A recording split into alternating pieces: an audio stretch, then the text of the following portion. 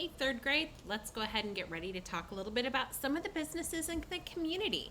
And one of the questions that I want you to be thinking about is how do people and businesses make money? So, right here, I have a picture of boba tea, and you might be thinking, like, man, how do we make money if we're selling boba tea? So it could be where you're producing something, where you are making items and selling them to people in your community, or maybe you're offering something like a good or a service. So let's take a look at businesses in the community. So this says, what jobs do people have? Doctors, plumbers, salespeople.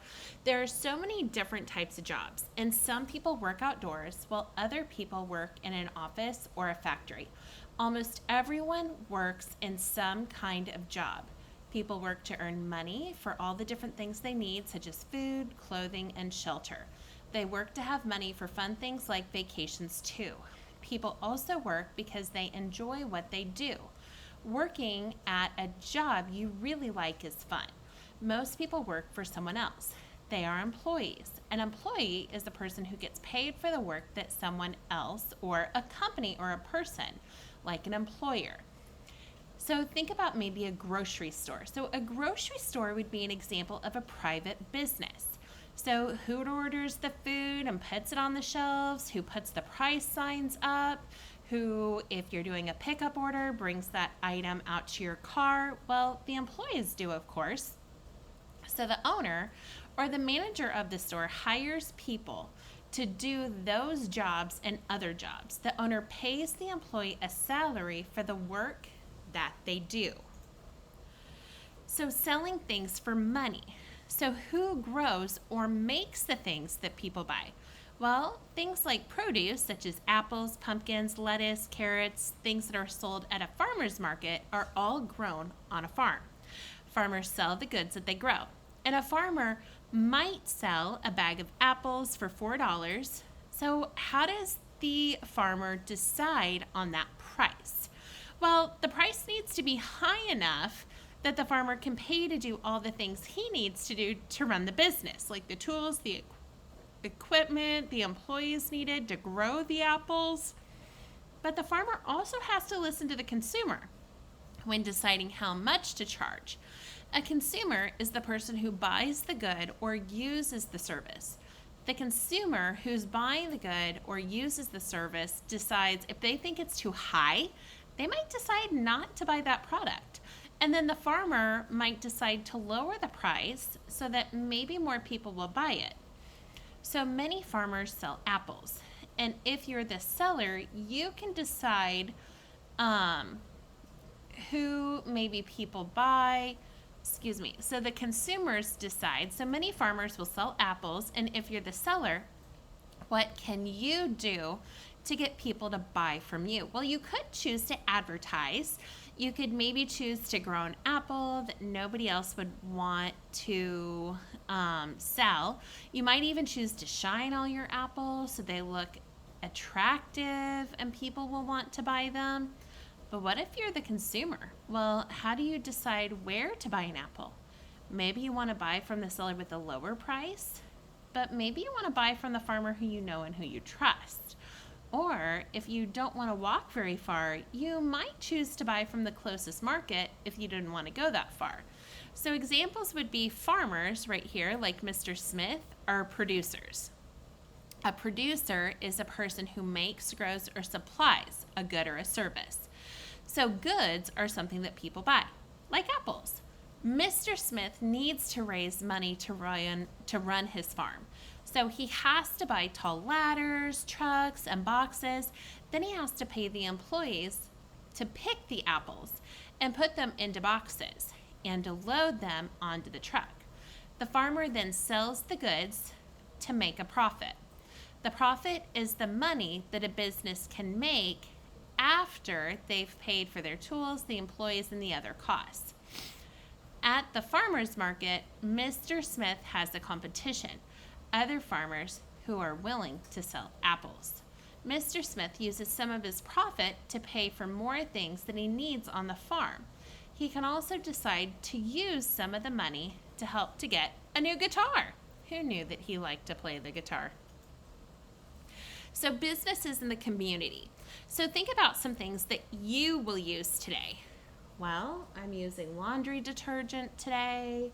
I am needing to get dinner stuff to make dinner tonight.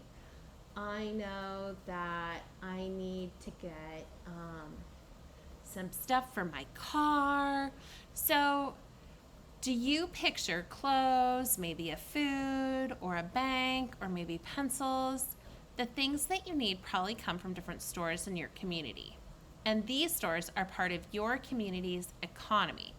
The economy is a way that a place uses its money, its goods or its natural resources and services. Sometimes a community needs goods and services from another community. So restaurants in New York City might depend on farmers in Washington or California to grow the ingredients for their meals. The farmers may also depend on the restaurants to buy their fruits and their vegetables. The two communities are interdependent. This means that the economies depend on each other. So countries sometimes buy and sell from each other as well. So global connection. So Canada is a sovereign nation within the United Kingdom. It has its own money, and Canadian coins are made in the same values as the United States coin. 1 cent, 5 cents, 10 cents, 25 cents, and 50 cents. Canada also has a dollar, but it's no dollar bill in Canada. In Canada, the dollar is a coin only. There's even a $2 coin. And if you want to use paper money in Canada, you would have to trade 5 Canadian coins for a Canadian $5 bill. When people or businesses in different countries buy and sell to one another, they use different kinds of money. So for example, Mexico's money is called the peso. Russia's money is called the ruby. And Japanese pay for things with money called yen. So here's some examples of what it looks like. Okay, so here is their dollar coin. Here is our dollar. And then what do other coins from around the world look like? So why do we use money? What is the point of that? Well, before money was ever invented, people used to barter or trade. So for example, if farmer wanted to raise pigs, Farmer John would raise the pigs, and let's say Farmer Kate grows carrots. Well, Farmer John would have to trade a baby pig for Farmer Kate's carrots, but a pig is worth much more than a carrot, so it would take a lot of carrots to equal 1 pig. And even if Farmer John only needed 5 pounds of carrots, he might get 100 pounds of carrots in exchange for the pig. That's a lot of carrots to eat. And what if you had to carry a pig around every time you wanted to buy something? That would get crazy. So money is easy to use. It solves a problem that was caused by bartering. So people in Asia invented money. So instead of bartering or trading, Farmer John could sell his pig for money. Then he could use some of the money to buy carrots or to maybe spend the rest on other things. Money is easier in lots of ways. It can be divided into smaller amounts, and money isn't going to fall apart and it's not going to run away. Money is easy to carry in your pocket, and using money helps to buy things and selling things much easier. Now, a long time ago, seashells called cowries were put on a string and used as money.